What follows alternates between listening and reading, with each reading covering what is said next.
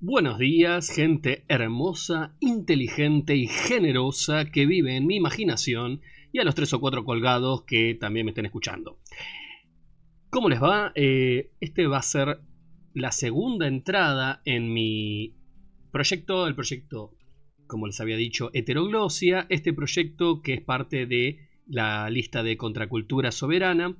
Es un proyecto en el cual voy a ir escribiendo una novela, ¿sí? Parte a parte, una novela que ya tengo empezada, pero que no está terminada y por lo tanto requiere bastante laburo todavía. Y que la idea es escribirla en vivo, más o menos, porque en realidad estos son grabaciones, pero una vez que termino la grabación y que la cosa está más o menos concluida, la subo a internet inmediatamente, por lo tanto es lo más directo que puedo sin arriesgarme a que suene como el ojete.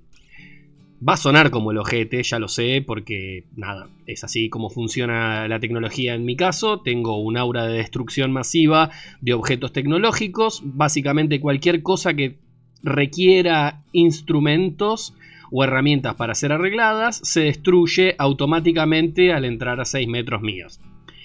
Nada, es un efecto general que tengo y que podría ser usado como arma para la defensa de la Argentina. Yo creo que si me ponen en un portaaviones norteamericano se hunde, solo con ponerme arriba, porque sí, es así como funciona. Bien, vamos a arrancar hoy de nuevo con el texto que ya les había dicho, Heteroglosia. Ayer habíamos empezado con un cuento llamado Astronomía Metafísica y no había explicado muy bien por qué esto era un oxímoron, y voy a dar un pequeño panorama de lo que quiero hacer en la novela y por qué es importante poner un oxímoron como título.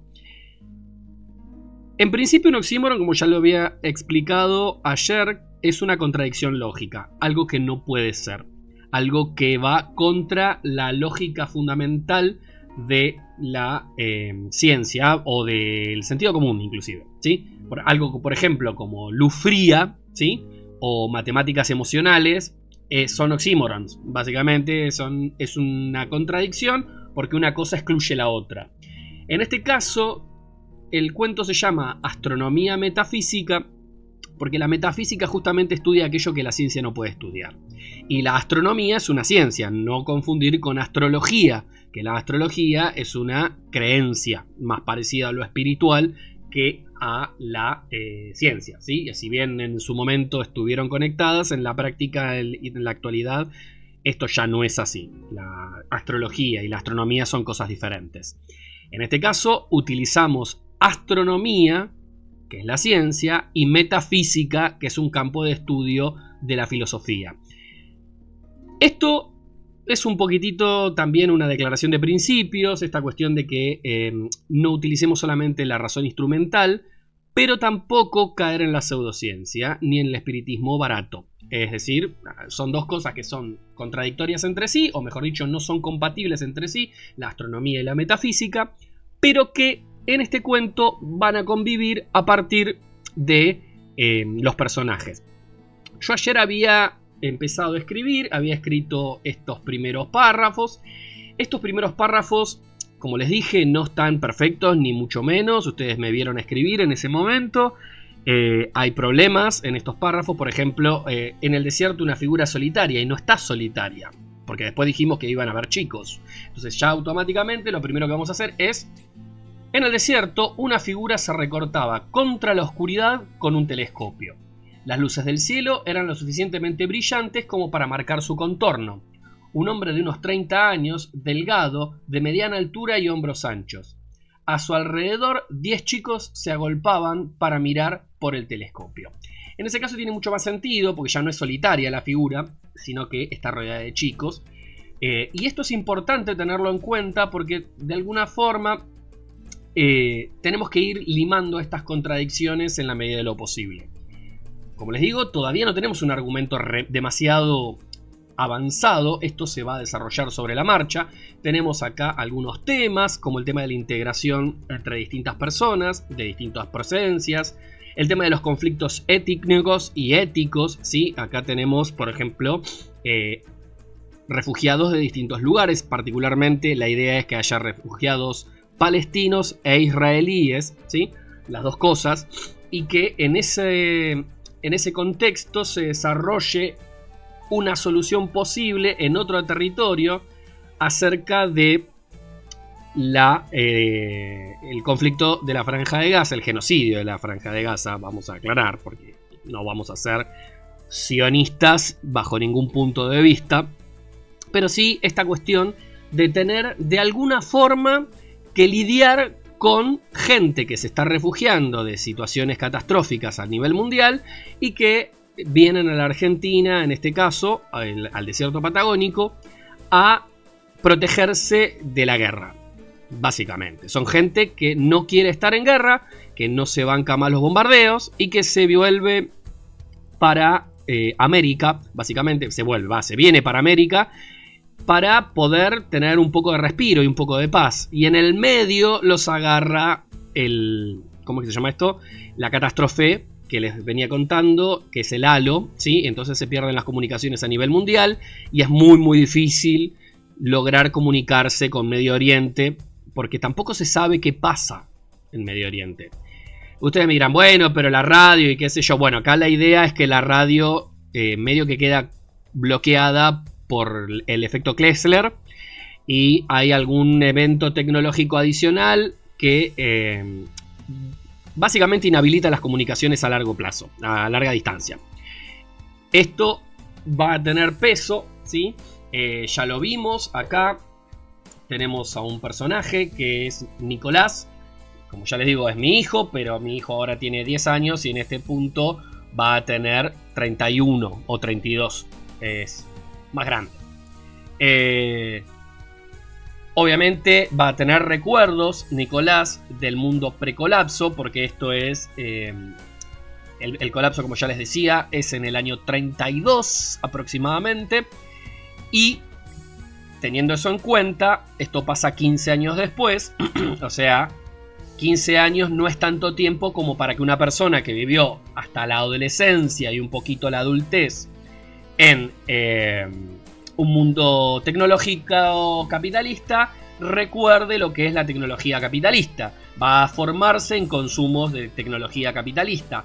Y en ese sentido va a haber una cuestión de nostalgia y a la vez añoranza, pero también un poco de resistencia, porque de alguna manera este mundo que terminó era bastante horrendo, digámoslo así. Entonces tenemos que considerar que esa situación no es perfecta para nuestro personaje de este cuento, que es Nicolás. Este lugar, como ya les decía, se llama Pecarí. Es medio un chiste, en realidad, porque no sé si saben lo que es un pecarí. Un pecarí es un chancho americano. Y ustedes saben que ni los árabes ni los judíos comen chancho. Entonces es medio como un dedo en el culo que le metieron la gente que armó el campamento de refugiados. O más bien un bardeo sutil, como diciendo, sí, les damos este lugar, es un lugar de mierda, hagan lo que puedan con él, hasta le ponemos nombre de chancho, ¿sí? Es decir, hay una situación medio heavy detrás. Toda la novela es heavy, toda la novela es mucho más seria que lo que yo suelo escribir, pero hay unas cuantas cosas más que hacen que sea más graciosa, ¿sí? Por ejemplo, vamos a leer un poquito de Palito Bombonelado, que es el cuento siguiente. Espérenme que acá, esto ayer me había quedado mal subtitulado, me había quedado con el formato medio extraño. Igual esto vamos a cambiarle a los subtítulos porque ya me están molestando como están. No me gusta los subtítulos, digamos los títulos no serifados para una novela, ¿sí? Para un video de YouTube está bien, para una novela no. Vamos a ponerle, por ahora Times New Roman no me convence. Blur no sé si se va a ver. Bueno, le ponemos Blur por ahora y vemos qué pasa. Ahí está, se ve un poquito más bonito. Y vamos a ponerle Otoño del 52, le vamos a poner, que es un subtítulo. Vamos a ponerle Monospace, que es un tipo de fuente relacionada con las máquinas de escribir. Y esto está bueno tenerlo en cuenta. Podríamos ponerle también una helvética, pero de vuelta es una letra no serifada. y al ser no serifada es medio chota. Para estas circunstancias. No es chota, pero es medio... ¿no tengo monoscript? Me está faltando la letra, que lo parió. Bueno, vamos por Oliveta. Oliveta es sans serif. Pretoria, no. Definitivamente Pretoria no. Vamos con Plantagenet Cherokee, que es una letra medio pelo, pero está bien, qué sé yo, la dejamos así.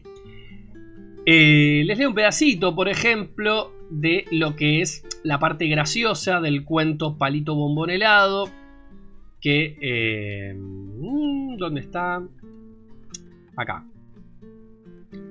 La tinta digital marcaba una interacción muy clara. La potencialidad del recurso adquirido para resolver la crisis actual es extremadamente elevada. Acá estamos teniendo un problema. Esto tendría que estar en cursiva. Porque se supone que esto es un texto que un personaje manda a lo que viene a ser el sucesor de internet en este mundo. Así que esto, por ejemplo, es una marca de heteroglosia, como les venía diciendo. En general no va a ser tan seria la forma de escribir, y ahora lo van a ver, pero les leo este pedacito. Entonces, la tinta digital marcaba una interacción muy clara. La potencialidad del recurso adquirido para resolver la crisis actual es extremadamente elevada. Las condiciones materiales para explotarlo, minúsculas. Repito, prioridad absoluta para asignación de recursos de legado técnico-industrial. No podemos hacer magia. La investigación puede salvar potencialmente millones de vidas. Sin embargo, la cantidad de interacciones era absurdamente baja y la mayoría no pasaba de un apoyo moral, sin soluciones tangibles a los problemas concretos. Nayara suspiró, frustrada, y fue a fumar a la ventana. Estaba en ropa interior, pero ella, que a diferencia de Alma nunca había tenido un exceso de pudor, gracias a la ola de calor estaba perdiendo el poco que le restaba. Sin embargo, cuando bajó a la sala común, empezó a tiritar. Tuvo que volver a su agobiante habitación y gastar una considerable cantidad de tiempo en buscar ropa limpia entre el caos. En eso estaba cuando escuchó ruidos abajo y los murmullos de una discusión velada. Cuando bajó, se encontró a Alma y a Ararundai disgustadas, en silencio. Tabaré no aparecía por ningún lado, ni siquiera en el invernadero. «Estamos con problemas, cachorras. No responde nadie. No puedo conseguir muchos más suministros sin ningún avance concreto. Parece que la ruta entera está discutiendo asignar recursos a alguna clase de estúpido festival en medio de una epidemia. Perdón. ¿El festival, Cuñataí? ¿No sabés lo que es? La verdad que no. Gaza. Para ser alguien que maneja recursos y que está crónicamente en ruta, estás completamente desactualizada. Pensamiento en sepia. Puede ser, pero la verdad me importa tres pepinos. Necesitamos los recursos. ¿Pudiste hacer el diagnóstico de sistema, Saru? 3 pepinos. Confirmo lo dicho. Por lo demás, más o menos. Estuve ocupada preparada el laboratorio para la curepa esta. Una pantufla rosa giró por los aires y le golpeó la nuca a Ararundai. ¡Au! ¡Hetambae! ¡Luis de poca! Esto tendría que estar en cursiva porque está en otro idioma. Te hacen falta unas chinelas, que de tan negras tenés las patas se te manchó la lengua, pata sucia. ¡Basta! ¿Qué les pasa a ustedes dos? Las dos se miraron con odio y respondieron al unísono. Nada. No parece nada, Aru, te pedí algo. O te tengo que tirar yo también una sandalia. Primero, no sos jefa acá. Segundo, te voy a hacer caso porque ya habíamos quedado en eso. Por suerte las subrutinas que ya cargué... Déjame ver... Boré. Esto no puede ser cierto. A ver, un segundito que tengo la música muy alta y me está molestando un poquitito. Ahí va. ¿Qué pasa, Jorge? ¿De suspenso? Es que los números no dan. Tenemos un exceso de producción de más del 70% en promedio. ¿Cómo puede ser? Si hace frío acá adentro. No puede haber tanta energía disponible. ¿Hace cuánto que estás encerrada, Cuñataí? Afuera hace un calor de los 1000 demonios. Y la temperatura tiene poco que ver con la energía recogida. O sea, es un indicador de energía solar, pero no uno muy eficaz porque está... Uy, acá hay un... ¿Ven? Esto es lo que pasa cuando uno revisa y ve los errores. Porque está relacionado con la humedad ambiente y... Sí. Corta la explicación técnica que ya me la sé, Aru. ¿A qué vas? A que afuera es un calor de cagarse, Angiru. Acá está fresco porque lo hicieron los del equipo, los amigos del... Perdón, los amigos de Tabaré. Yo me estoy cagando de frío por el pedido de la cuñá Curepa. Otra pantufla voladora. Esta vez falló su objetivo.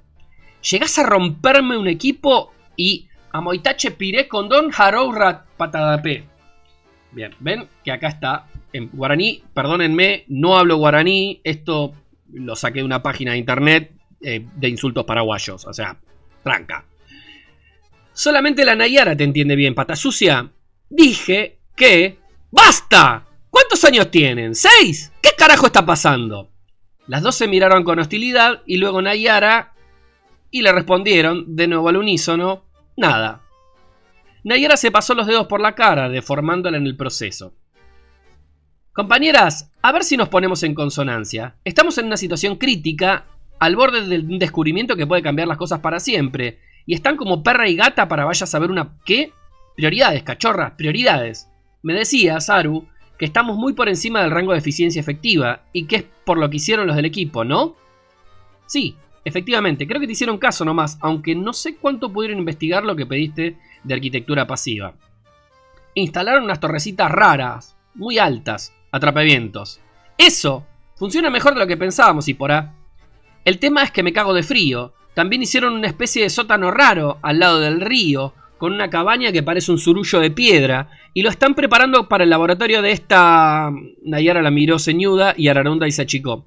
Son muy, muy eficaces. Me asustan un poco, la verdad. Cuando la propina es grande, hasta el santo desconfía. No te preocupes, Saru. Nos están dando una mano e hicieron lo que les pedí. Más de lo que les pediste, Nay. El Tabaré nos está ayudando bien. Son su gente después de todo. Y nos trajeron los bichos estos, ¿no? Están tan interesadas como nosotras en que la cosa salga bien. Supongo que para ellos también debe ser difícil acceder a los recursos. Y quieren que las cosas salgan como deben. Cállate, Alma. Vos los defendés porque tenés la tanga mojada por el curepí por A. No es normal lo que están haciendo. ¿No tendrían ellos que estar buscando más artefactos? Chicas, ya esto está pasando de rojo oscuro. Les pedí más de una vez que la determinaran, o todo va a terminar bomba, y sería una gasa tener que sacar alguna de las dos a patadas en el culo. Alma, en este caso, tiene razón. No, Aru. No quiero lolas. Es razonable pensar lo que dice. El equipo de recuperación tiene tanta motivación como nosotras para participar activamente. Mientras sirvan, que sigan haciendo esto. Alma, ¿será suficiente refrigeración y energía por ahora? Casi segura que sí, Nay. Todavía no puedo saberlo con certeza, pero tendríamos que probar el equipo antes de conectar a alguno de los bichos. Los puertos son bastante particulares y en general los equipos venían con obsolescencia programada, así que fácil no va a ser. Pero creo que se puede intentar, sí. Demo. Agradecele a Aru que te despejó todo. Cachorra, no me hagas sacarte como una digi. Gracias. ¿Y vos, Aru? ¿No pueden hacer las paces? Está bien, de nada. ¡Curepa! Otra plantufla voladora. Esta vez de parte de Nayara. Bien, ¿ven? Acá, por ejemplo, estamos viendo lo que se llama heteroglosia a partir de los discursos de las mujeres. Son 3 mujeres que están trabajando en un nodo. Bueno, es un lugar donde se recuperan artefactos viejos y se establecen comunicaciones tecnológicas. Es eso. Pero, por ejemplo, ven acá, la palabra curepa está en otro tamaño de fuente. Está en letra 7, mientras que el resto del texto está en letra 11. Esto es una forma de marcar estilísticamente la diferencia de volumen. A la vez, lo que ven es que Ararundai, este personaje, es una chica que es correntina. Y que es correntina, pero se supone que tiene padres paraguayos, habla muy bien en guaraní, de hecho es su primera lengua, entonces mezcla permanentemente el guaraní para su discurso. Nayara, por otro lado, es misionera, o por ahí no está decidido, no es importante tampoco, pero es de la zona de la Mesopotamia. Conoce un poco el guaraní, lo entiende, pero no lo usa ella particularmente todos los días. Pero puede hablar con Ararundai en guaraní. Y por otro lado, la otra Alma, la idea es que hable como una chica del interior de la provincia de Buenos Aires. Entonces, por ejemplo, dice masitas, chinelas, moforoso, cosas por el estilo. Que son pequeñas cuestiones dialectales del interior de la provincia de Buenos Aires y que funcionan bastante bien funciona bastante bien para más o menos marcar la diferencia lingüística entre los personajes. Bien, hasta acá esto es medio facilón. Esto es bastante sencillo, establecer una voz concreta, esa voz concreta se mantiene constante, etc.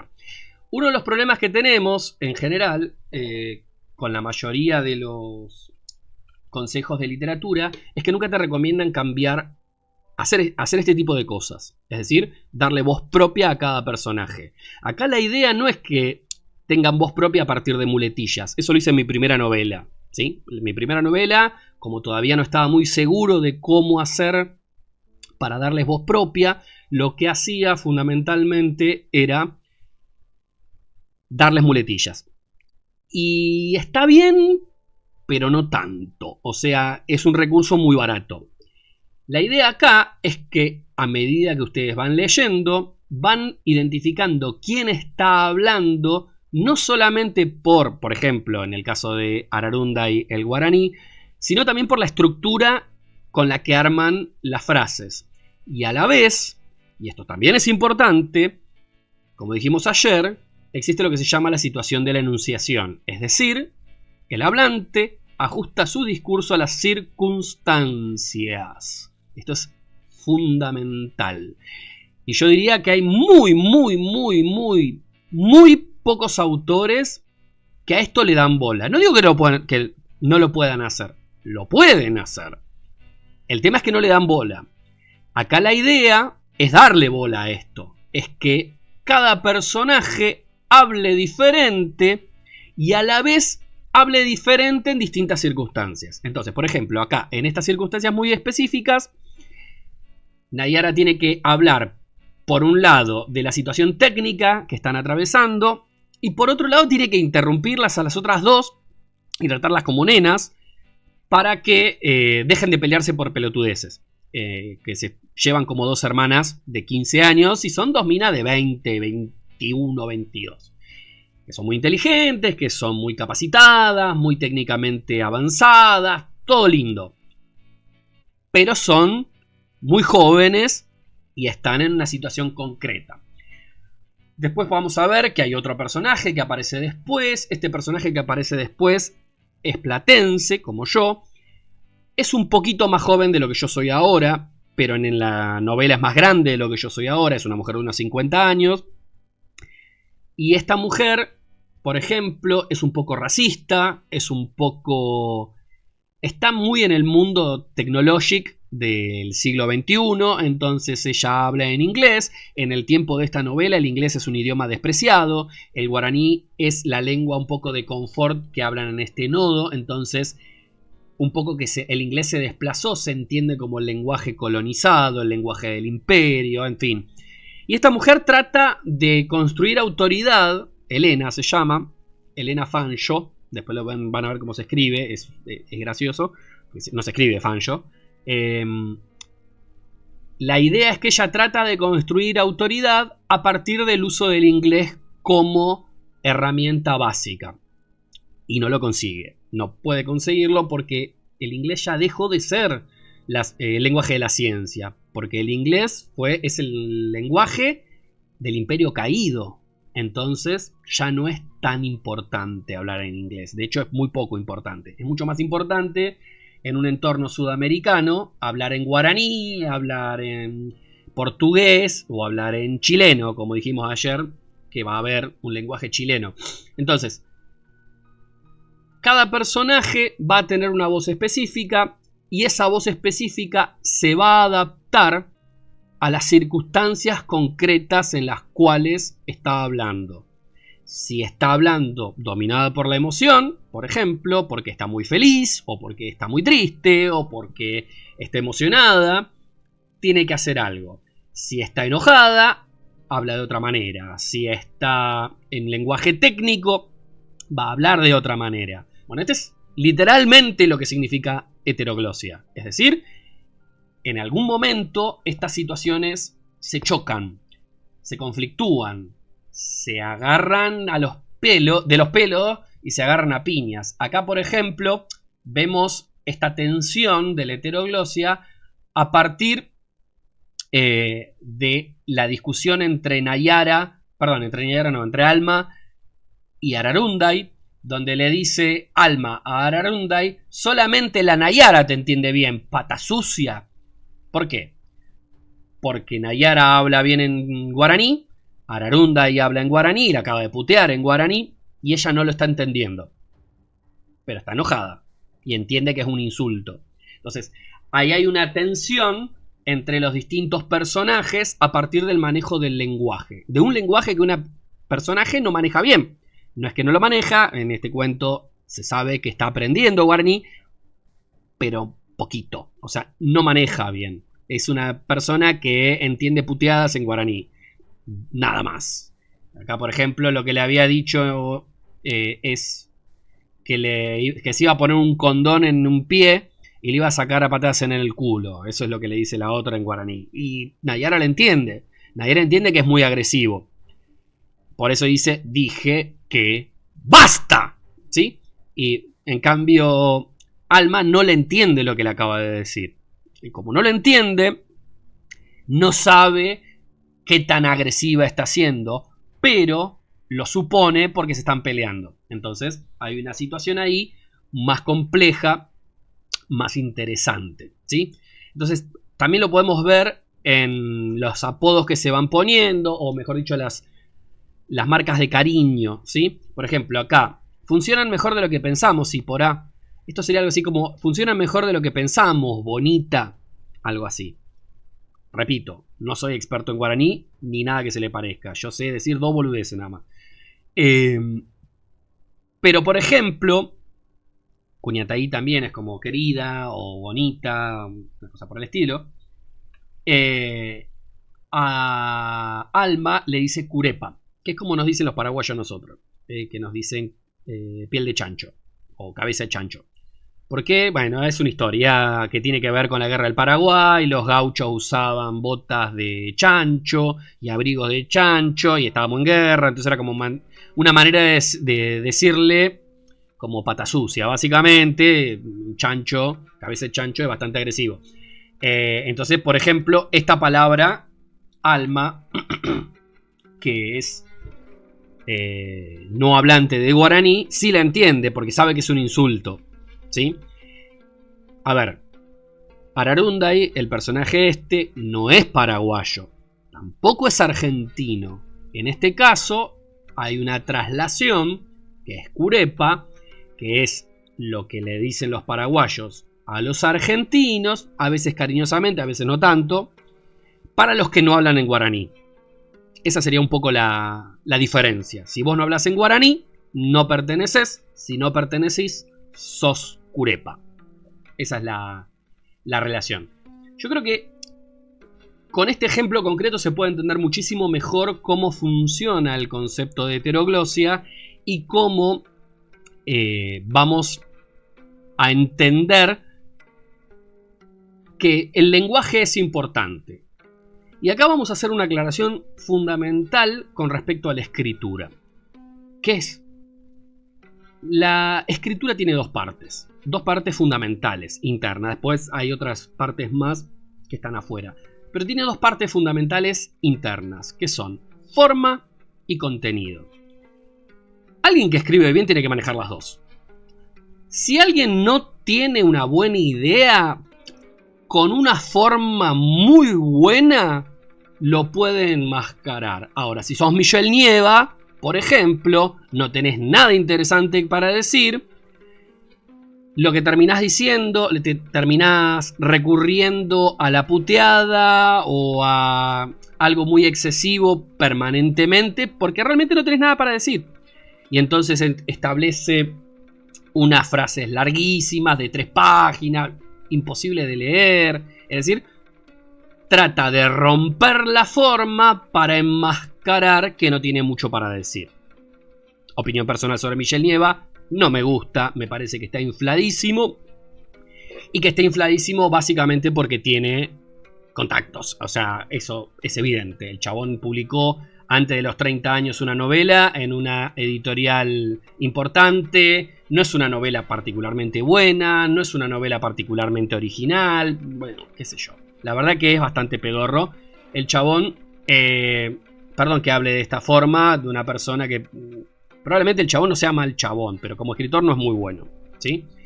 Y esto yo dije ayer que íbamos a hablar de por qué yo estoy haciendo esto. Y que íbamos a hablar un poco del marco conceptual que me vincula a mí con la escritura y que me vincula a mí con YouTube. ¿Cuál es el marco fundamental? Bien, el siglo pasado existió un autor, creo que se murió en el 2002, 2003, o sea, llegó hasta el siglo XXI, que se llamaba Pierre Bourdieu. Era un sociólogo francés que escribió un libro que se llama Las reglas del arte. En este libro, Las reglas del arte, Bourdieu lo que hace es hacer una historización de cómo surge el campo literario francés y establece lo que después se va a llamar teoría de campos, que es la principal contribución de Pierre Bourdieu a la teoría en general, a la teoría de la sociología en general. ¿Y qué es esta teoría de campos? Se va a entender fácil cuando yo doy un ejemplo. Esto yo lo doy en clase, lo doy en sexto año fundamentalmente, aunque cuando estaba en cuarto también lo daba, cuando era profesor de cuarto año de provincia y de sexto año de provincia. ¿Qué quiere decir esta teoría de campos? Un campo, voy a explicar lo que es un área de la actividad humana, cualquier área de la actividad humana, por ejemplo, el fútbol o los videojuegos o la literatura, que es el ejemplo que pone Bourdieu, que es relativamente autónomo de la política y de la economía. No es enteramente autónomo, es relativamente autónomo. ¿Qué quiere decir que sea relativamente autónomo? Que puede poner sus propias reglas, es decir, que se maneja internamente. Después va a estar influenciado por la política, va a estar influenciado por la economía, todo eso va a tener influencia. Pero los valores propios del campo se establecen en forma interna. ¿Y cuál es el punto fundamental para tener un gran valor dentro del campo? Se llama capital cultural. Es decir, es más o menos qué tan probable es que tu voz se oiga y se respete, ¿sí? Es decir, por ejemplo, vamos a hablar de fútbol. Tenemos a Messi. Si queremos hablar de fútbol en la actualidad, tenemos que mencionar a Messi, ¿sí? Porque es el mejor jugador del mundo. Se considera uno de los mejores de la historia. Yo prefiero a Maradona, pero es un gran jugador Messi. Es el mejor del mundo en la actualidad. Y Messi es una autoridad absoluta. Entonces, lo que diga Messi va a importar y mucho en el fútbol. Ahora, Messi no está solo. Messi tiene un montón de compañeros en su propio equipo. Tiene un montón de selecciones que están al mismo tiempo enfrentándose a él. Messi pierde partidos y no es el director técnico. Es decir, en la cancha le tiene que hacer caso a Scaloni, porque Scaloni es la persona que lo sacó campeón. Es decir, es el que maneja el grupo. Entonces, esa gente en particular tiene un grado de capital cultural muy amplio en el fútbol. Ahora, para llegar ahí, tuvo que pasar por una serie de pasos. Obviamente Messi es un excelente jugador y realmente se merece el lugar en el que está. No es que no se lo merece. Pero los campos no funcionan así. Es decir, se legitiman los campos por una serie de reglas que son visibles. Por ejemplo, para ser importante en el campo futbolístico, vos tenés que ser muy buen jugador o saber mucho de fútbol. Son las dos bases, ¿sí? Entonces, Scaloni, por ejemplo, sabe muchísimo de fútbol. La prensa periodística sabe muchísimo de fútbol. Messi ejecuta. Y entonces son distintos actores dentro del mundo futbolístico que al mismo tiempo están actuando dentro del campo. Cuanto más actores hay, más grande es el campo, más independiente es. Ahora, todos sabemos que el fútbol es un campo muy amplio, que mueve millones y que es muy autónomo. Pero, por ejemplo, el handball, que es otro deporte, no. En el handball, en la Argentina, hay grandes jugadores. ¿Quién los conoce? ¿Yo sé quién es el mejor jugador de handball de la Argentina? No, la verdad que no tengo ni idea. ¿Sí? Y yo no soy particularmente futbolero, pero sé que Messi es el mejor jugador del mundo. ¿Eso qué quiere decir? Que el campo del fútbol está mucho más independizado y es mucho más visible que el del handball, que probablemente quede en una política de deportes que tenga a cabo la nación. Es decir, no está profesionalizado, no junta dinero, no tiene una forma muy clara de desarrollarse. Quizá una persona que sepa más de deportes va a saber de handball, pero yo no. Y la mayoría de la gente no. Es un campo que está bastante poco independizado y que no tiene una autonomía tan fuerte. O capaz que sí, yo me equivoco y no lo conozco y el campo del handball funciona súper bien y es autónomo y la gente no tiene que elaborar otra cosa y que puede dedicarse a jugar al handball o a dirigir handball o a entrenar handball, qué sé yo. Pero se entiende lo que estoy diciendo. Esta cuestión de que para que el campo sea autónomo se necesita que la gente lo conozca y que haya mucha gente en ese campo. Eso sería como lo fundamental de la teoría de campos. Ahora bien, repetimos, esto es una categoría histórica, no es una categoría esencial. La independencia política o económica que tenga un cambio es histórico. Depende de decisiones concretas, de tecnologías concretas, de situaciones concretas de la vida real. Entonces, por ejemplo, el campo literario francés, que es el que toma Bourdieu como su base para desarrollar su teoría, se desarrolla sobre todo a lo largo de la modernidad, como campo autónomo. Esto no quiere decir que antes no existiera literatura o que no existieran escritores, sino que no se desarrollaban en forma autónoma. Esto es muy importante. ¿Por qué? Vamos a por ejemplo, la Edad Media. De la Edad Media hay textos recontra conocidos franceses. La Chanson de Roland, por ejemplo. ¿Sí? Es un texto épico, muy conocido. La literatura francesa impacta en toda Europa. ¿Sí? Es muy importante, pero está financiada por la nobleza feudal francesa y después por la corona. Entonces, al estar financiada por la nobleza francesa y por la corona, se va a publicar, o se va a dar a conocer, no se publica en la Edad Media, se va a dar a conocer aquello que le gusta a los nobles o al rey. Entonces no va a tener autonomía el autor para hacer lo que se le cante. Va a hacer lo que le gusta al rey. Y si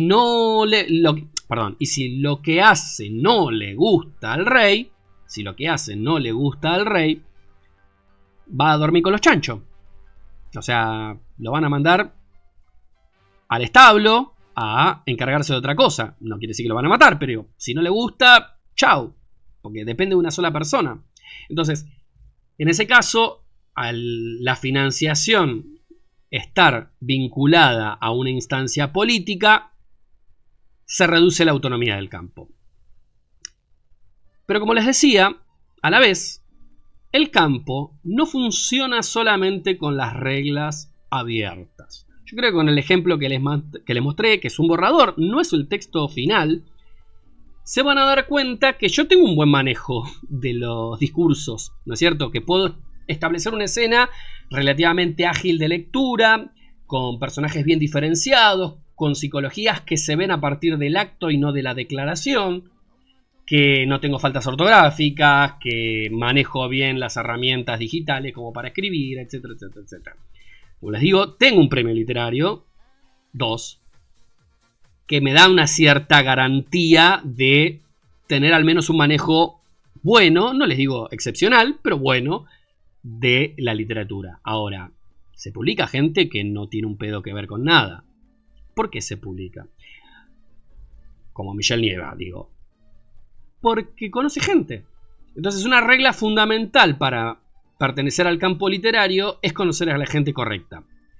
Vos podés ser muy buen escritor, pero no es eso lo que te va a llevar adelante en el campo literario. Lo que te va a llevar adelante en el campo literario es conocer a la gente correcta, no conocer a cualquier persona. Repito, no es conocer a un montón de escritores y que un montón de escritores menores te conozcan. ¿Por qué me conocen un montón de escritores? pero no leen nada mío y no lo comentan. Entonces, en esas circunstancias, mi valor en el campo cultural es más bien bajo, es más bien bajito.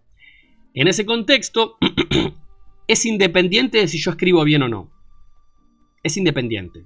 Repito, Michel Nieva no escribe bien, no lo hace, pero es publicado, es citado, es reconocido por gente de distintos streamers argentinos, etcétera, porque es un chabón que estudió en la UBA, que se fue a Estados Unidos, que pudo publicar en el momento correcto y por ahí en algún momento ese texto le llegó a un editor que lo comentó. Y así es como se va formando el campo. No queda necesariamente lo mejor. Lo que queda es lo conocido, es lo que la gente puede dar a conocer. Voy a poner un ejemplo distinto de mí, porque no quiero ser tan agrandado y tan soberbio, ¿sí? Pues yo al menos tengo una novela publicada. Algo es algo. Tengo una amiga, la voy a mencionar, Guadalupe Campos, que es extraordinaria escritora. Es una escritora de puta madre. Una de las mejores escritoras que conozco vivas actualmente, ¿sí? Está ahí en mi top 3 de escritores. No todo lo que hace me gusta, obviamente, eso depende del gusto, pero nunca niego que ella escribe bien. Sin embargo, ella tiene un par de cuentos publicados en revistas, nada más. Y tiene 3 novelas, 4 escritas, pero no consiguió que una editorial le publique. Y no es porque sea difícil, digo, Michel Nieva es más difícil. Es porque realmente es difícil conocer gente que te dé el pie para que vos puedas publicar como corresponde. Vamos a poner un ejemplo distinto de un escritor que es bastante bueno, es un escritor de historieta, pero que claramente se ve mucho mejor porque el chabón estuvo en un lugar muy elevado, está en un lugar muy elevado de la historieta argentina, que es Luciano Saracino. Ayer yo fui a la Feria del Libro. Estaban firmando Salvador Sanz y Luciano Saracino en el stand de Omnipress. No me hacen publicidad ni nada, o sea, es un stand que publica historietas. Estaban estos dos autores. Y los dos autores estaban en el lugar y nos quedamos charlando un ratito mientras Salvador me decía un dibujito y qué sé yo le regalé un libro, bla, bla, bla. Y yo le pregunté a Saracino, che, ¿y cuándo sale Itch 3? Porque Itch es la historieta que lo hizo famoso a Lucho. Y me dijo, mirá, Itch tiene una historia rara, la realidad es que está todo hecho. Hice un chiste de que está todo hecho pero falta el guión y el dibujo, que no es cierto, o sea, falta el dibujo. Dijo, yo Itch lo escribí porque el dibujante, que es un dibujante muy conocido, ahí se me fue el nombre, bueno, es un dibujante súper conocido. Ahora, a ver, me fijo momentáneamente para poder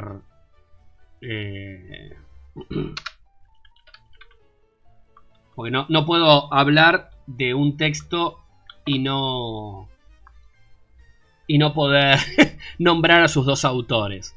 Es importante poder nombrar a los autores, así que acá dice Utopía Editorial. No, a ver. Esperemos que pueda entrar. ¿Qué lo parió? Está todo. Ah, Olivetti, ya está. Listo.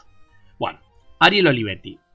Ariel Olivetti es un autor, un dibujante súper conocido, súper importante argentino. Dibuja como la reconcha de la madre.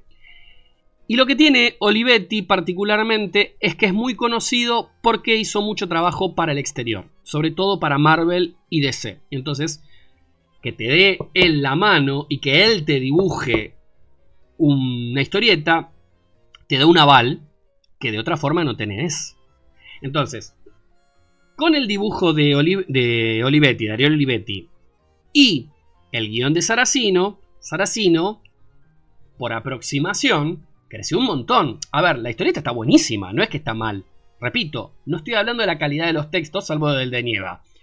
El texto está buenísimo, pero nunca llegó a ser publicado si no fue por Olivetti.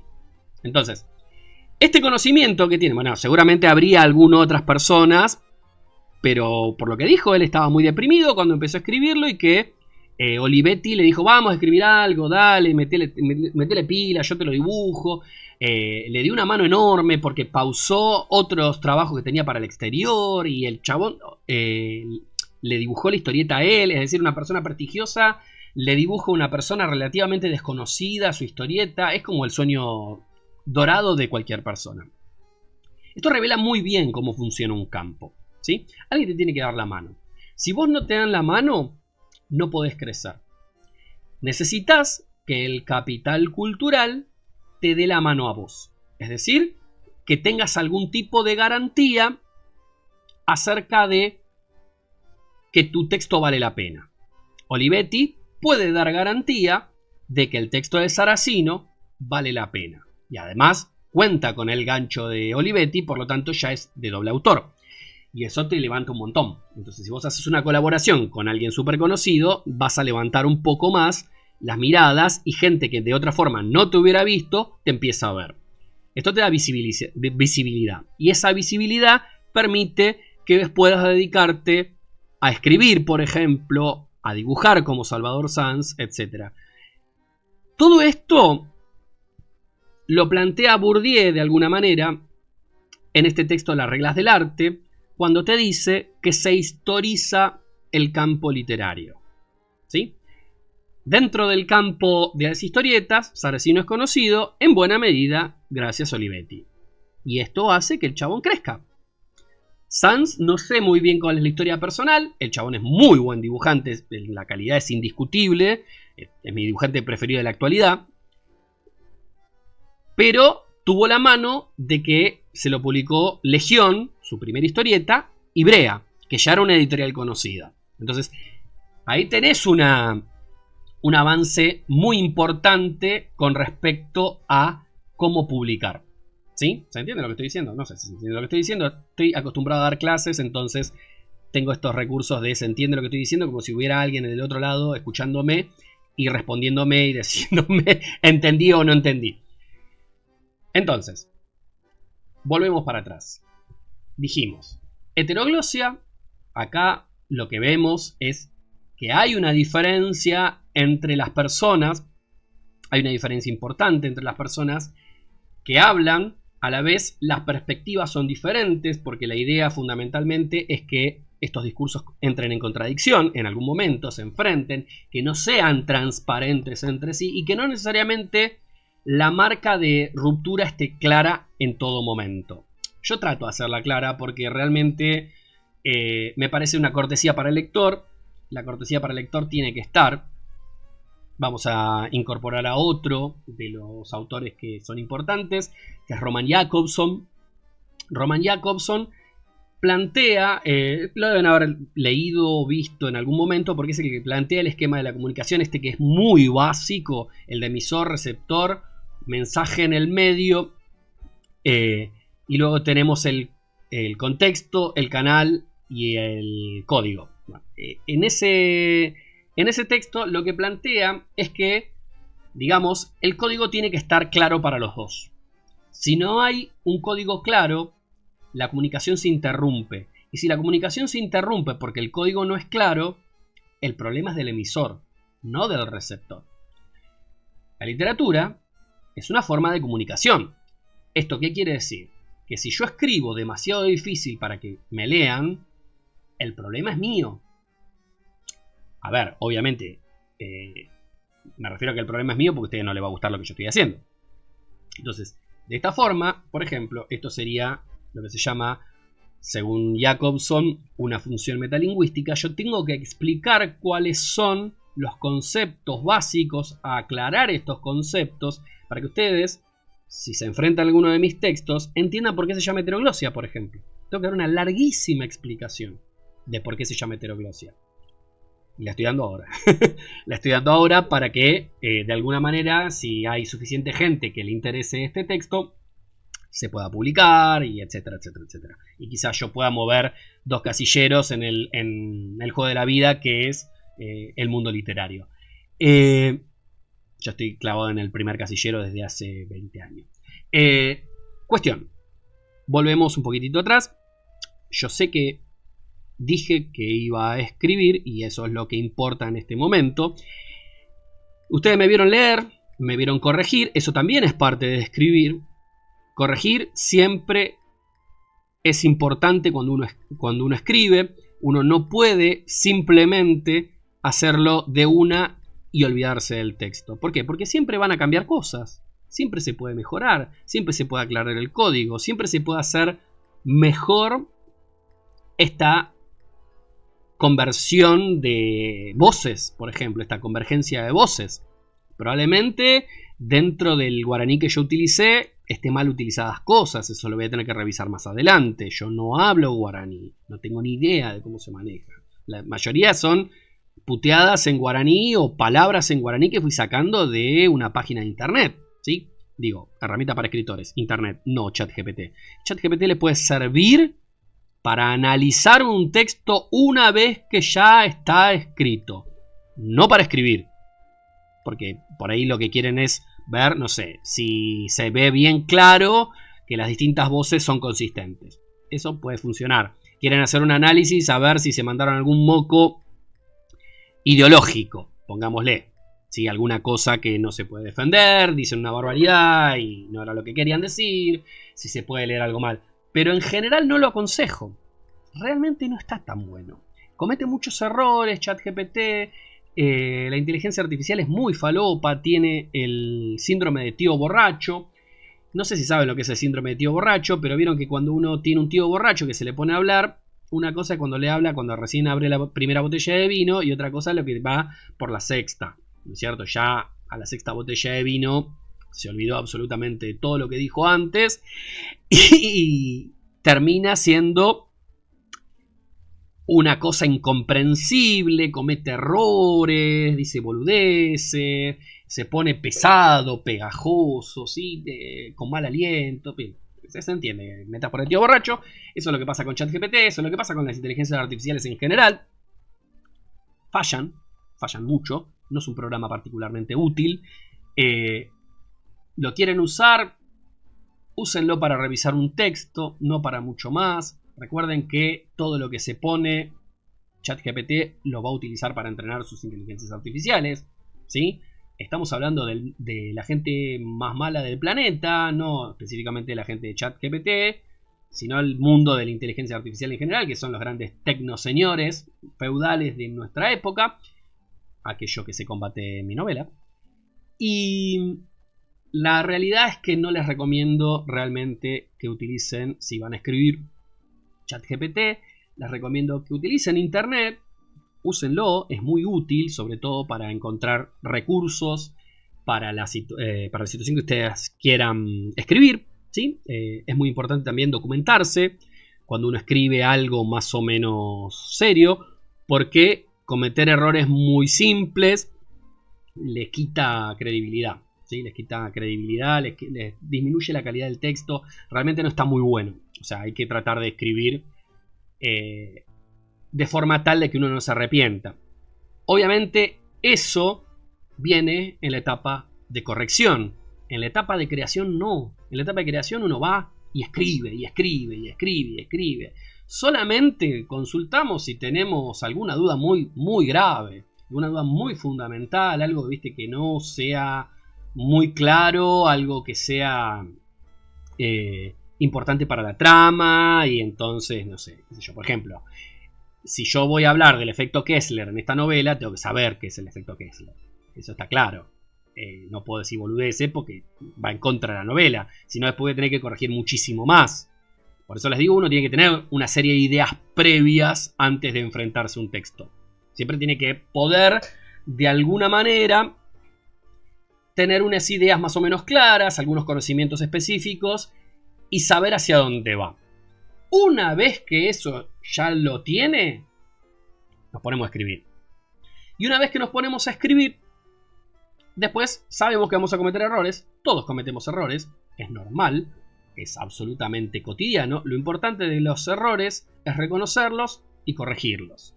Por ejemplo, yo ayer subí el video con una miniatura de recontra remierda. Era muy fea la miniatura. La que está ahora tampoco es una maravilla del texto anterior, pero la verdad es que la que había era mucho peor. Entonces, obviamente uno se va a ir equivocando, uno va a ir mejorando en la medida en la que pueda admitir que se equivoca, y si no admite que se equivoca no va a mejorar nunca. ¿Sí? Ese es fundamental de cómo se aprende a hacer cualquier cosa. Si uno cree que se las sabe todas, nunca aprende. Y la verdad que no aprender te tira para atrás. Vas a terminar siendo un pésimo escritor, un escritor que mediocre, que habla todos los personajes iguales, todos los textos son iguales. Tu texto se va a parecer a una versión traducida berreta de Stephen King.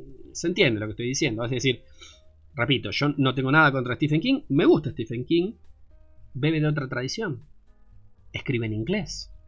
Yo no puedo escribir como Stephen King, y mucho menos como el traductor de Stephen King. Me pasó una vuelta, esto lo digo y después me puedo escribir como corresponde. Yo tengo un libro que le compré a uno de los dueños de Entelequia en un momento, no sé si será siendo el dueño o no, que el tipo publica y el que lo dibuja es Quique Alcatena, y yo decía, te dibuja Quique Alcatena y haces semejante bodrio. Bueno, me puse a charlar con el chabón, había leído el texto y me di cuenta, por ejemplo, que estaba escrito en español neutro.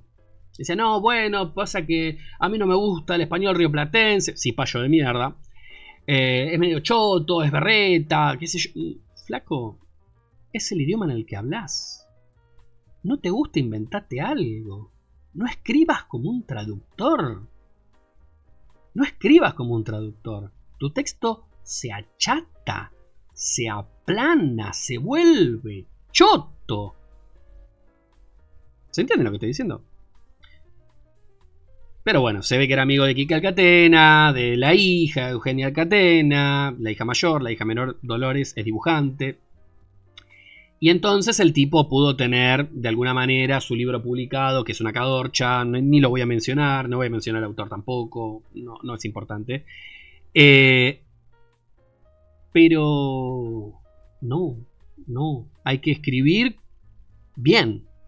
Ustedes pueden improvisar y tratar de hacer, por ejemplo, un personaje chileno, y entonces escriben como chileno. O pueden marcar que alguien es muy acartonado cuando el tipo habla en español neutro. Y es medio personaje si habla en español neutro. Y se va a notar. Y esto es muy importante porque muchas veces una cosa que suele pasar cuando la gente escribe es que considera que hay pecados capitales dentro de la escritura. Y esto muchas veces viene de la mano de este tipo de escritura de taller que viene con, ¿cómo se llama esto? La tradición norteamericana involucrada. Entonces, por ejemplo, una base que te dan es show, don't tell. Que es, a mí me rompe un poquito los huevos esa frase. ¿Por qué? Porque show, don't tell es un recurso. Es un buen recurso, sí. Mostrar en lugar de decir. Pero si vos tenés que decir algo que realmente no es muy importante, vas a estar mostrando la cara de... Vas a tener que describir la cara de una persona en lugar de decir, ¿se enojó? Si el enojo no era importante. Si el enojo era simplemente un detalle de color. Tenemos que mostrar en lugar de decir y desclarificar. La claridad es más importante, me parece a mí, a la hora de escribir, que el recursito que vamos a utilizar. Y además se achata mucho. El texto se achata mucho. Otro ejemplo. Yo en estos días vi un video muy bueno, por otro lado lo voy a recomendar. Después lo voy a poner como enlace en la descripción del video. Que hablaba acerca de palabras que debilitan un texto. Y yo vi que yo lo uso mucho de esas palabras. Realmente tenía razón el tipo. Que esas palabras, en general, no conviene usarlas. Palabras como bastante, palabras como de pronto, palabras como en verdad, palabras como algo, que son palabras débiles. Son palabras que le quitan fuerza a un texto. Entonces, como repito, yo me equivoco, escribía mucho algo, era la palabra más frecuente en la novela esta que estoy escribiendo, y sí, la verdad que no funcionaba muy bien este algo. Ahora, ¿yo borré todos los algos? No. ¿Qué hice? Como es una palabra que refleja cierto grado de imprecisión, la utilicé un montón en un texto que va sobre adolescentes. Que los adolescentes tienden a ser un poco más dudosos, un poco más imprecisos en el lenguaje, son jóvenes, entonces no tienen el mismo trayecto que antes, ¿sí? Entonces, le funciona bien a estos adolescentes decir mucho algo. Y que cuando el lenguaje está enfocado, cuando la escena está enfocada en los adolescentes, utilizar el algo para reflejar discursivamente este grado de imprecisión que tienen los adolescentes. ¿Se entiende lo que estoy diciendo? Es decir, es importante ser consciente de cuáles son las cosas que pueden debilitar o fortalecer un texto. Esto es siempre contextual, pero es importante. Cuáles son estas palabras que a uno lo pueden perjudicar y usarlas a propósito. El tema con el arte, el buen arte, es consciente de lo que hace. Es decir, sabe que está bien, sabe que está mal, sabe cuáles son las reglas del arte y decide estratégicamente dónde romperlas. Esto es lo importante y esto es lo fundamental. Es fundamental saber cuándo romper las reglas del arte y conocerlas. Conocer las reglas del arte. Ahora bien, me van a decir, bueno, pero las reglas del arte son universales, son contingentes, están en todos lados, son en todos lados lo mismo. No. Ni una cosa ni la otra. Son algunas cosas bastante universales o por lo menos muy extendidas y otras cosas son absolutamente contingentes. Son contingentes, por ejemplo, al lenguaje en el que escribimos. Obviamente un consejo como no poner la palabra algo va a funcionar en castellano. En inglés no funciona ese consejo. Si escribimos en italiano, no sé, porque no hablo italiano también. Así que quizá no funcione ese consejo. ¿Se entiende lo que estoy diciendo? Es decir, cada lenguaje tiene sus particularidades y esas particularidades lo que hacen es establecer reglas específicas del arte que funcionan mejor o peor. En definitiva es eso de lo que va el tema de escribir bien o escribir mal. Ser consciente de lo que uno escribe y cuál es el propósito fundamental de lo que uno escribe. Y ser consistente. La consistencia es muy importante. Y no refugiarse en la ruptura por la ruptura en sí misma. Mi amiga esta, que yo les digo, gran escritora, Guadalupe Campos, me dijo alguna vez una frase que creo que no es de ella, pero que funciona, que es: uno dice que un texto es experimental cuando el experimento fracasó. Es decir, si lo único que podemos decir de un texto es que es experimental, es que el experimento fracasó. Si el experimento está bien hecho, no lo notás. Te puede llamar la atención lo bien que está escrito, es algún recurso muy particular que llama la atención en general, que se puede leer y que dice, che, pará, ¿qué hizo excepción a este texto? Y uno tiene que reflexionar para descubrir que ese recurso está ahí. Y esto es muy valioso. Es decir, experimentar en esos términos exitosamente es muy valioso. Pero cuando el experimento no funciona, lo tenemos que abandonar. Es más fácil. Lo abandonamos. Decimos, esto fue un error. No funciona. Lo descartamos y hacemos las cosas de nuevo. Eso es, creo que es el mejor consejo que puedo dar en general con respecto a la escritura. Y ahora sí, no sé cuánto llevo un montón de tiempo, parece. Llevo 1 hora 4 minutos. Vamos a escribir. Quizá en este momento me callo un poquito, ¿sí? Me callo un poquito porque voy a tener que escribir y a veces escribir y hablar me va a costar un poco, pero les pido que me acompañen. Uy, se me cayó el micrófono.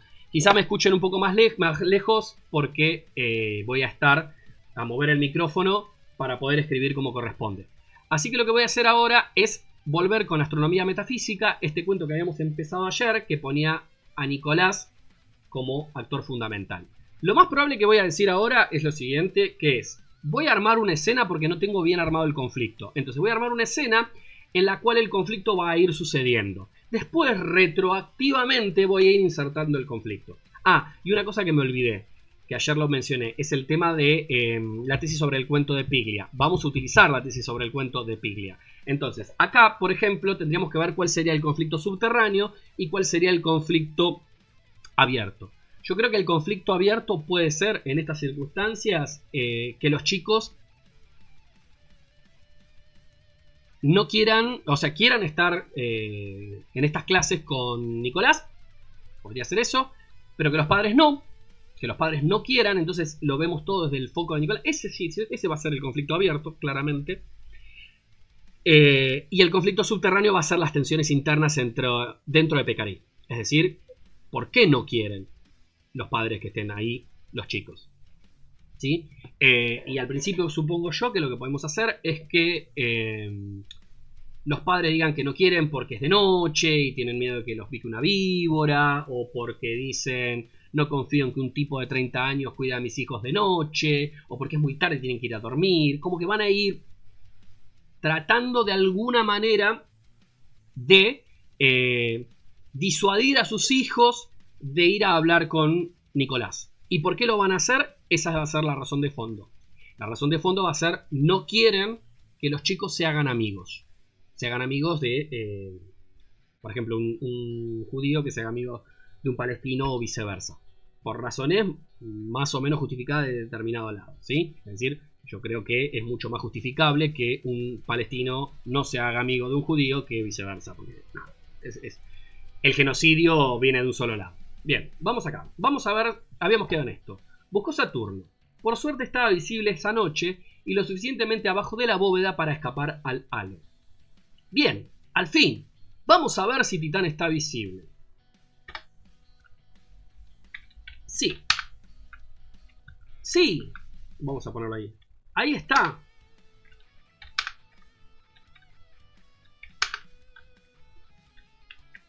Vamos a poner ahí. Uy, ya. Me pasé. ¿Qué pasó acá? Vamos a ir para allá atrás. Sí, ahí está. Bien. Sí, ahí está. Mirá, a ver. ¿Cómo puede llamarse? Jair. Mirá, Jair. Que es un nombre árabe. El nene se acercó a la óptica del telescopio y miró a través de... Esto es medio redundante, quizá lo termine sacando, ¿sí? Sonrió inmediatamente.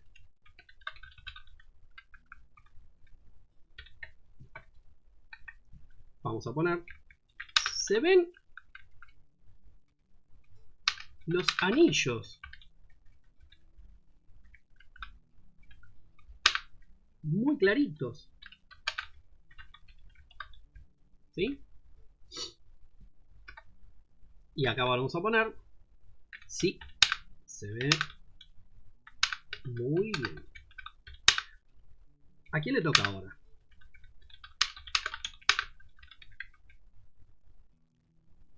Bien. A ver, vamos a ponerle...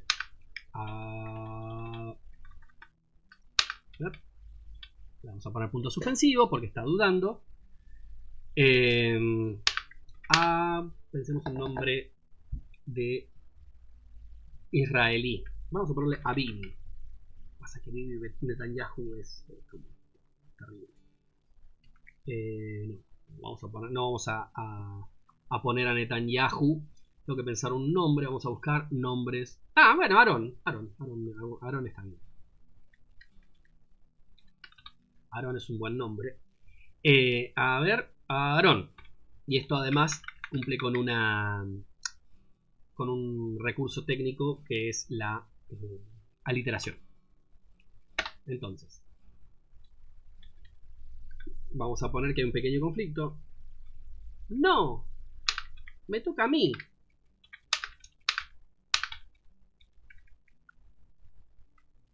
Y vamos a ponerlo. No me gusta hacer esto. Yo prefiero no utilizar dijo tal, dijo cual. Pero acá van a haber muchos personajes. Después veremos si lo cambiamos o no.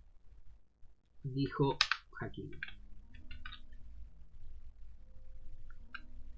y empujó. No, vamos a hacer así. En lugar de dijo, vamos a cerrar ahí. Hakim empujó a Aaron y se metió en su lugar. Esto es una pista. Es lo que decía de los textos que tienen una historia atrás, que tienen doble historia atrás. Esto es una pista de que el conflicto pasa por otro lado. Porque Hakim empuja a Aaron. ¿Sí? Hay una pelea entre árabes y judíos. Entonces, Hakim empujó a Aaron y se metió en su lugar. El otro chico se resistió y entre los dos movieron el telescopio, que se cayó. Inmediatamente después no. Vamos a sacarle el adverbio, no funciona bien.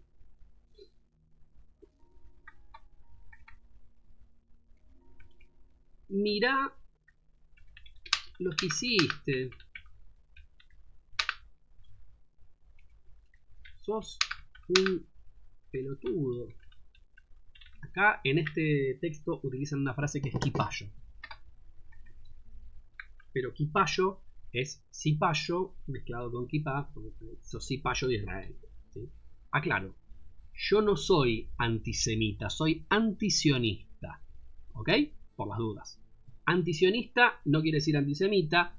Acá obviamente no hay ninguna raza superior y lo que me molesta es de Israel es esta creencia de que son una raza superior. Esto me jode muchísimo, muchísimo me jode. Bueno, digo porque por ahí voy a tomar un tópico que es medio complicado y puedo tener algún problema.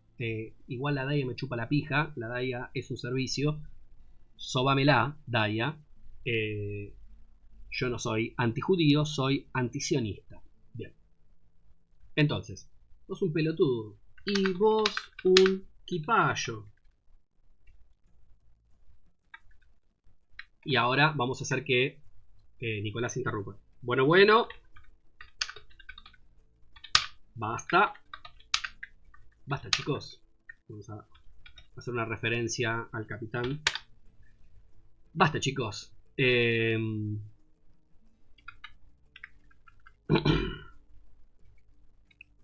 Tiraron el microscopio. No, tiraron el microscopio no. Se levanta el microscopio y listo. A ver, esto es una alegoría muy pelotuda de pelearse por un lugar. A veces implica arruinar ese lugar y arruinar la noche. Pero en este caso, se levanta el microscopio y listo. Para la próxima, respetemos los lugares y no nos peleemos.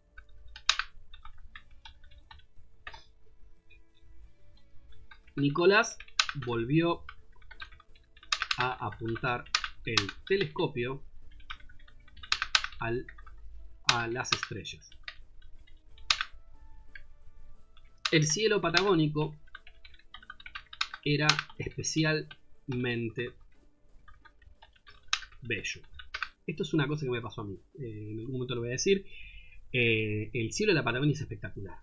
O sea, nunca vi un cielo más espectacular que en la Patagonia. Porque además tiene colores. Es muy impresionante. Es una cosa tremenda que me quedó fijada en el cerebro desde siempre. Entonces siempre trato de hacer una referencia a esta cuestión del cielo patagónico. Es un leitmotiv en mis obras. Eso y la palabra envergadura. Las dos. La palabra envergadura la tengo que incluir todavía en este texto. Bueno, a ver. El cielo patagónico era especialmente bello y las estrellas se veían de colores brillantes. Dada la localización geológica, estaban lo suficientemente lejos del ecuador como para que la línea difusa del halo estuviera concentrada en el horizonte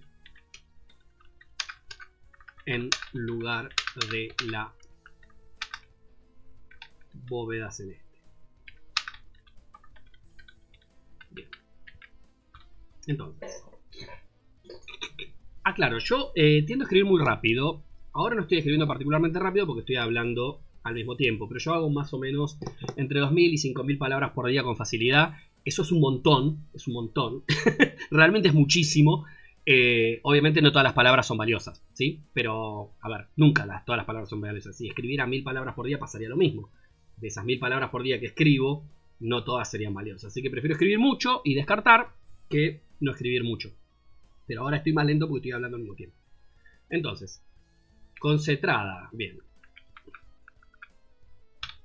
Concentrada en el horizonte en lugar de la bóveda celeste. Vamos a hacer una referencia para que la escena avance. Los chicos, esta vez, se portaron mejor. Pudieron organizarse entre ellos, no sin problemas. Pudieron organizarse entre ellos, no sin problemas, pero todos llegaron a ver muy clarito el cielo. Los más chiquitos necesitaban un banquito y los más altos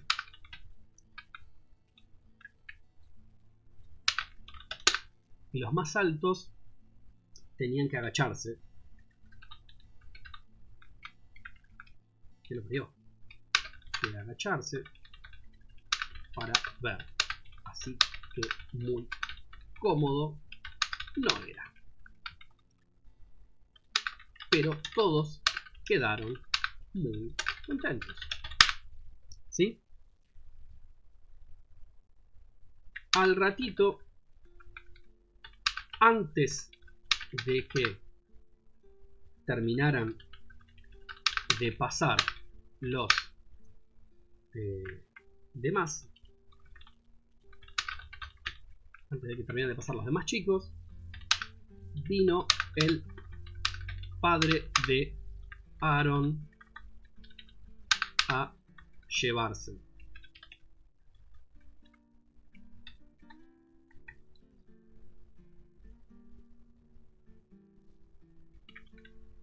Pero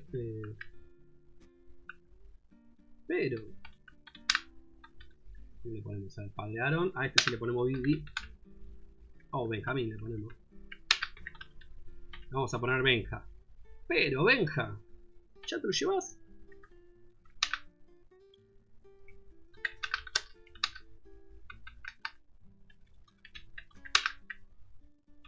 Y vamos a ver si podíamos enfocar las demás lunas.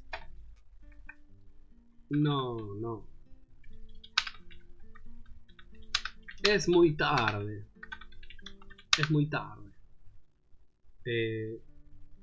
Ya es hora de acostarse. Hace frío. Se va a resfriar. Excusas. ¿Se entiende? Que son excusas. Muchas excusas. Vamos a ver qué habíamos puesto. Invierno. Está perfecto. Son apenas las 8 de la noche. Venga. Tienen un rato hasta cenar.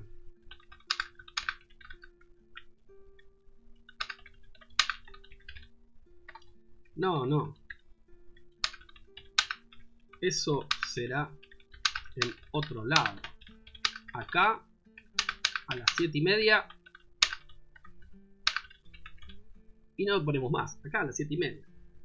Vamos a asumir que este hombre no maneja perfectamente la sintaxis castellana.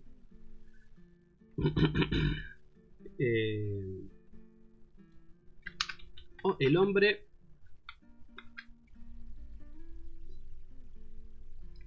no, vamos a poner el chico comenzó a quejarse, pero el padre se puso firme. Hablaron en... ¿cómo es que se llama el idioma? En Yiddish. Vamos a ver que hablaron en Yiddish. Hablaron en Yiddish y al parecer se mencionó a Hakim. No, al parecer no. Hablaron en Yiddish. Pero Nicolás alcanzó a escuchar el nombre de Hakim. Iba a ser un problema.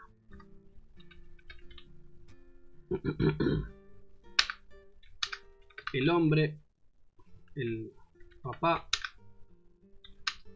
de Aaron, miró al chico con repugnancia. ¿Ven lo que les decía de esto de show don't tell? Acá no importa, porque ya lo estamos diciendo. Que el chabón está diciendo... o sea, que el chabón no quiere a los árabes. Todavía no lo decimos. Pero acá decimos repugnancia y es suficiente. No es necesario decir elevó la curva de la... no, va contra la economía lingüística. Por algo tenemos la expresión con repugnancia. ¿Sí? Entonces, llevamos menos de una página. Puta madre. Bien. El papá de Aaron miró al chico con repugnancia, pero no dijo nada.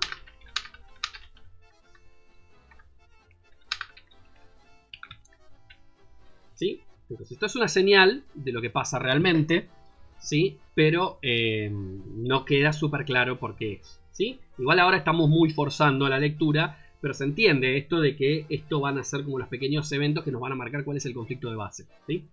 Bien. El papá de Aaron miró al chico con repugnancia, pero no dijo nada. Se lo llevó del brazo con demasiada fuerza.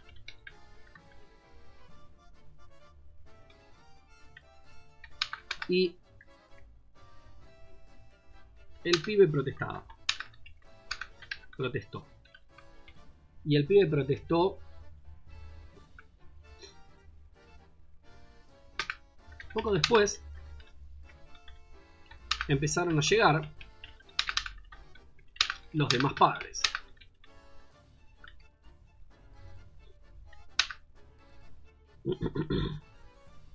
Poco después empezaron a llegar los demás padres.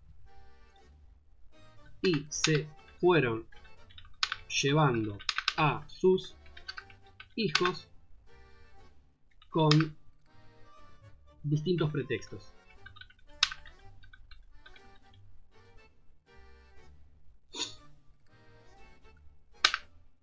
Solamente quedó Yair, cuyo padre en ese momento estaba trabajando.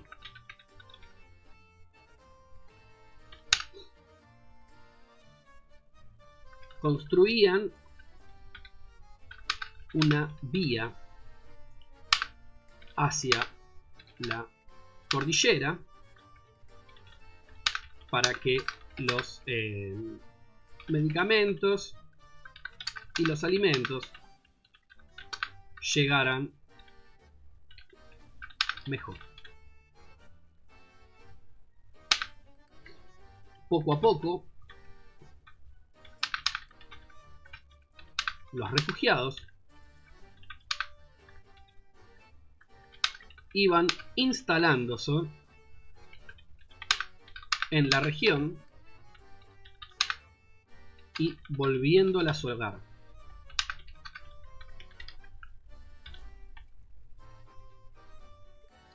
Sin embargo, las tensiones entre facciones en Pekarí no disminuían.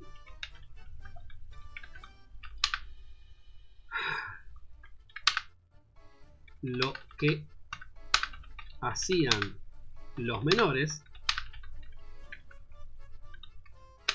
era un reflejo agudo de lo que pasaba entre los adultos.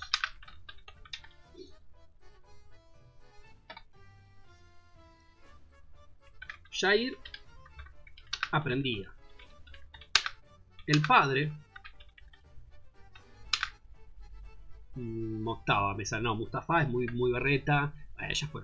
Mustafa. Después vemos. El padre, Mustafa, era un buen amigo de Nicolás. Por su trabajo, había llegado hasta la zona del Río de la Plata, donde había estudiado y vivido Nico. Instalando vías y cargando en los trenes la producción del cinturón verde.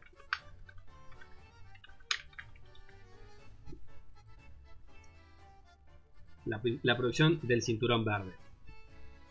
El comercio era todavía un poco raro,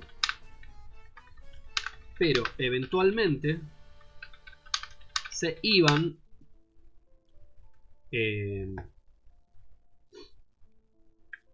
armando nodos para que todo el mundo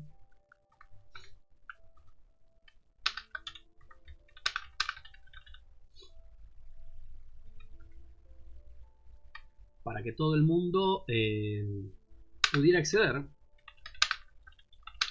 a los bienes básicos necesarios.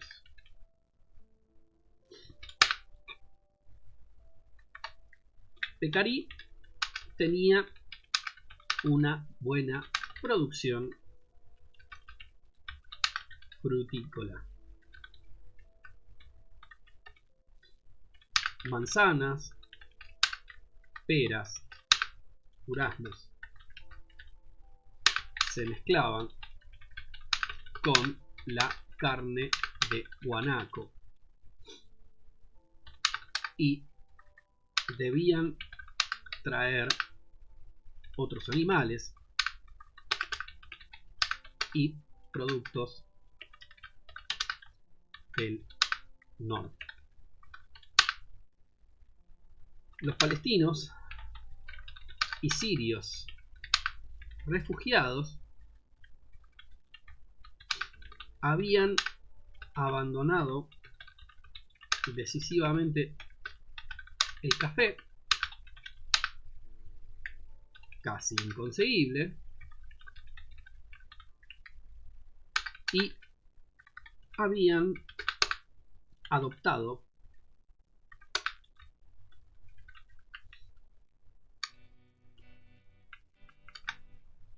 el mate. Entonces, acá tenemos un poco de exposición de mundo, ¿sí? Tenemos esta cuestión bien localizada geográficamente. Esto estaba pensado en el desierto patagónico, más o menos en la provincia de Río Negro, pero la idea es que hay digamos, plantaciones de frutas. Esto ya aparece en otro texto y nos permite introducir un poquitito de mundo, ¿sí? Y los conflictos ya sabemos que se van a establecer al respecto del mundo. Nico no podía vivir sin él. Así que agradecía que los locales lo hubieran adoptado. Acá introducimos que lo hubieran hecho, pues ya dijimos adoptado.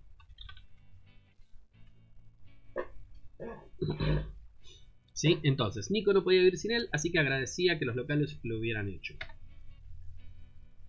Se cebó uno y le ofreció a Jair. El nene aceptó. Ya se conocían. Pero puso mala cara al tomarlo. El nene aceptó, ya se conocían, pero puso mala cara al tomarlo. No tenía azúcar. Por suerte, tenían acceso fácil a la miel desde la cordillera.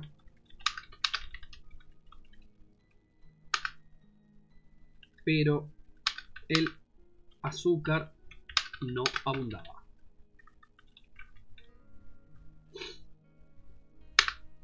El papá de Aaron había empezado un proceso de ¿qué podría ser? De destilación, no sé. Vamos a poner por ahora destilación. No es destilación, pero bueno, vamos a ponerlo por ahora. Había empezado un proceso de destilación para producirlo desde las frutas. Bien. A ver, hasta acá vamos vinculando mundo, personajes y una perspectiva muy particular, que es la perspectiva de Nicolás. Algo que estoy viendo en este momento, que es que los párrafos me están quedando muy cortitos todos y muy iguales. Esto no es recomendable. Eventualmente los voy a ir modificando. Alguno va a tener una oración más, otro va a tener una oración menos, etc. También estoy viendo que son bastante cortas las oraciones. Eso también lo vamos a tener que revisar. Pero por ahora, mientras vamos escribiendo, no es tan importante. Pero lo que podemos hacer es esto, ya que lo estoy viendo. Y todo el campamento de refugiados estaba a la expectativa de lograrlo. De que lo lograra. Extrañaban comer cosas dulces. Y la miel era insuficiente para saciar sus apetitos.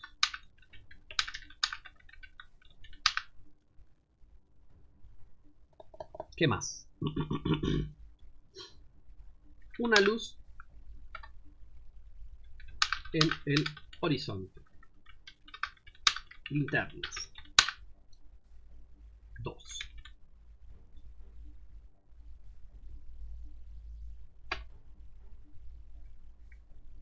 La silueta que se acercó, pensaba Nico, era la de Mustafa, habíamos dicho, el padre de Jair. Pero no. Era Moctava. Vamos a ponerle Moctava, porque Moctava casi es grafía. Uy, es grafía inglesa, que no tiene una buena grafía. Entonces, era Moctava, que venía acompañado de otro refugiado iraní.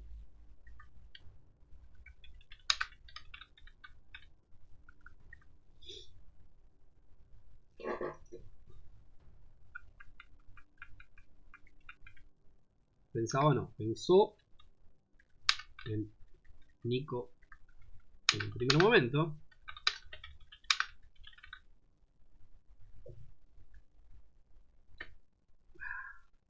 Vamos a ponerlo acá.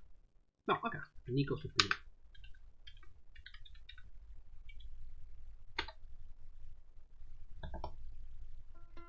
Jair se tomó el mate y se lo devolvió. Justo a tiempo para enfrentar a Mostaba.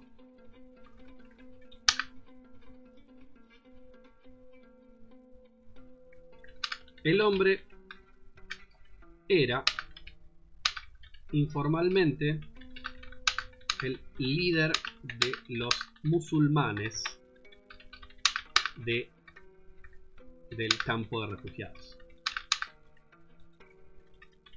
Era un obrero muy capaz. Había sido maestro mayor de obras de la Guardia Revolucionaria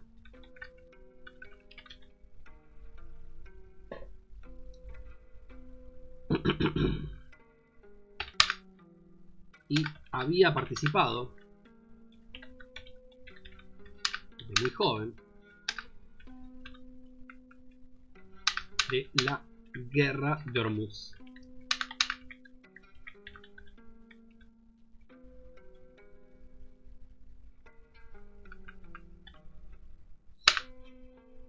De ello le quedaban algunas cicatrices muy obvias